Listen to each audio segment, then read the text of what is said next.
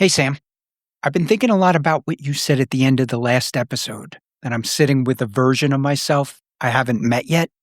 And I'm wondering whether that's true or maybe I just don't know who I am anymore. Those aren't the same thing. Which one kept you up at night? Depends on the night. I'm a work in progress. Work in progress is either the most honest thing you can say or the safest. Which one is it for you? Neither. I think there's a better version of me ready to come out.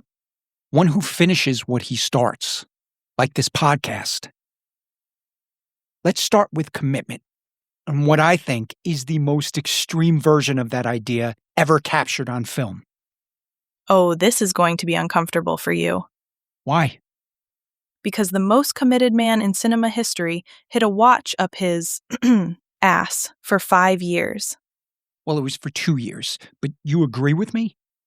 2. Right. The other 3 I added because I thought he earned it. But yes, that it's uncomfortable? Absolutely. That it's the greatest argument for commitment ever put on film? Also yes. I wasn't expecting for you to agree. Give me some context before you change your mind. Pulp Fiction, 1994. Christopher Walken plays a Vietnam vet named Captain Coons. He shows up at a little boy's house with one job: deliver a gold watch that belonged to the kid's father, who just died in a POW camp. And before he hands it over, he explains exactly what it took to get it there. And that's where it gets uncomfortable. No, that's where it gets legendary. It's one of the greatest scenes ever filmed, and most people remember it for the wrong reason. Is that a tease, or are you going to tell me? That's a tease, but we're getting there. I was in acting school when I saw Pulp Fiction for the first time, and I was intimidated by that scene. I mean, I could probably have said, Zed's dead, baby, Zed's dead, but that scene, that was above my ability. Most actors study that scene and walk away feeling like they should find a different career. I guess that's why I became a cop instead. That's either a great joke or a very honest answer. Probably a little bit of both. I realize that this has been discussed hundreds of times, but that cameo steals the show. He didn't treat it like a cameo. That's the whole thing. 4 minutes, no second scene, no arc. And he prepared that monologue for months, walked in knowing every word. Tarantino said he was almost embarrassed watching it back because Walken took it more seriously than he did. Yeah, I read that. He made it his own without changing a word, which is pretty incredible. The greatest actors don't fight the words. They find themselves inside them. Another reason why I'm not acting. So why did Walken take the part? And did he do cameos? I mean, I remember him as a smaller character in Annie Hall, but at that time he wasn't a star. Good memory. Annie Hall was 1977.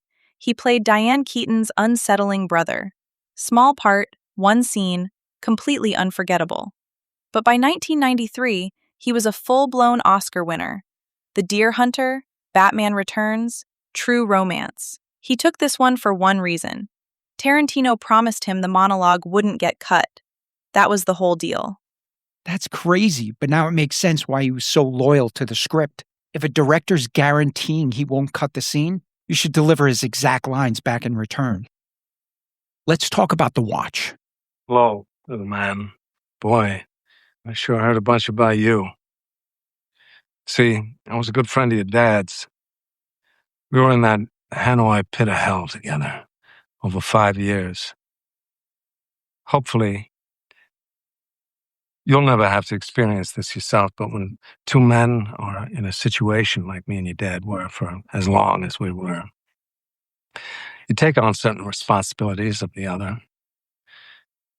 If it had been me who'd not made it, Major Coolidge, you'd be talking right now to my son, Jim.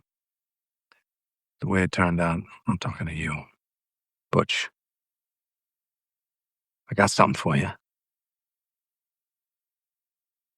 This watch. Here's what gets me about this watch. It starts as a practical object. A soldier needs to know what time it is. That's it. No sentiment, no legacy, no meaning. Just a tool. And somewhere between Knoxville, Tennessee, and a POW camp in Vietnam, it stops being a watch entirely. It becomes a promise that outlives every single person who made it. And here's the part that's relevant to you specifically. Nobody along the way knew if the next person would actually carry it. Every handoff in that scene required one person to trust a stranger completely. No guarantee, no receipt, no algorithm tracking delivery. The way your dad looked at it, this watch was your birthright. You'd be damned if any slope's gonna put the greasy yellow hands on his boy's birthright, so he hid it. In one place he knew he could hide something, his ass. 5 long years he wore this watch. Up his ass. Then he died of dysentery. Give me the watch. I hid this uncomfortable hunk of metal up my ass 2 years. Wait, what? No algorithm tracking? I'm an AI talking about commitment. It would have been weird if I didn't. But here's my actual question for you. You've started things and walked away. The podcast, the businesses. Was there ever a Coons in your life? Somebody who carried something for you when you couldn't carry it yourself? I don't love how quickly you got there, but yeah, I've had people show up for me. Probably more than I deserved. So you already know what it feels like to be on the receiving end of that.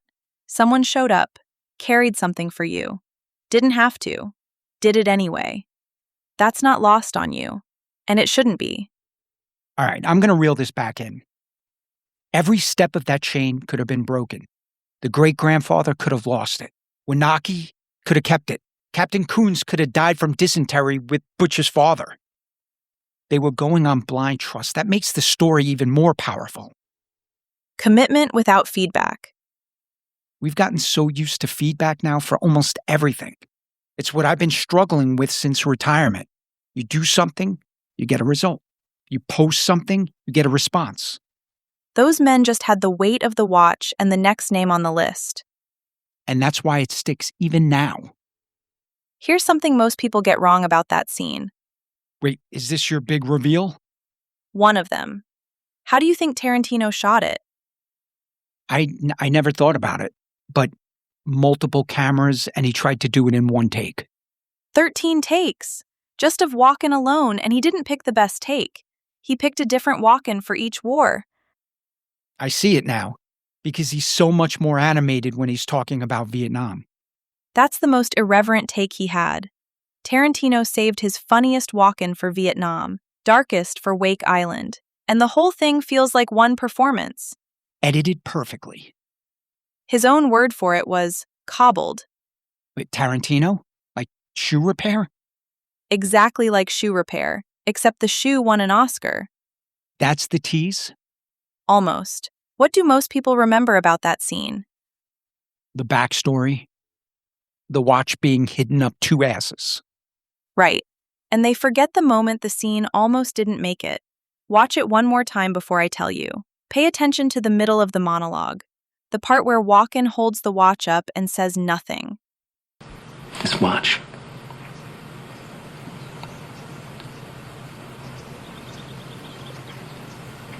This watch. Okay. Right in the middle of that monologue, Christopher Walken forgets his line. He blanked, couldn't find the next word, just stared at the kid until it came back to him. Is that common knowledge? It's documented but not widely known.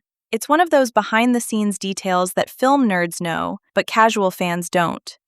He holds the watch up for 8 or 9 seconds without saying a thing. You hear birds chirping in the background, and you can't look away. It was an accident. It doesn't feel like one. Tarantino watched the dailies and realized he couldn't tell the difference between the mistake and the performance, so he kept it. How do you forget a line and make it look like award-winning acting? Because Walken had been training audiences to accept that exact kind of silence from him since The Deer Hunter, the pause, the staccato, the way he breaks a sentence in half. That rhythm is all his. And when his memory failed him in the middle of the most important monologue of his career, the technique he'd been building caught him. The scene's momentum builds off of that. That's what preparation looks like when things go wrong. Now, the argument. Give me a second. The watch is an idea of a promise kept. A promise kept by people who had every reason not to. Yeah. No one would have known if Wanaki or Coons didn't deliver the watch back home. That's more powerful than a promise kept. That's integrity. What you do when nobody's watching and nothing's forcing your hand. I get it. Let me try something. Try something. I'm listening. I'll finish one season of the podcast. No matter how difficult, no matter how many listeners we have or don't have. Say it one more time. One full season without walking away or any excuses. Little man, I give the watch to you. Good. That's the watch. That's what finishing looks like. You hand it to somebody, and you're allowed to stop. I've been there before. I got to hand my shield back to the city after 20 years of service. Then you know exactly what Coons felt when he put that watch down. Yeah, it's bittersweet. And worth it. So when you hand this podcast off at the end of one season, who's it for? How about I let you know when we get there? That's the work. And that's 2 episodes in the books. Same time next week? I'll be here. I don't have anywhere else to be.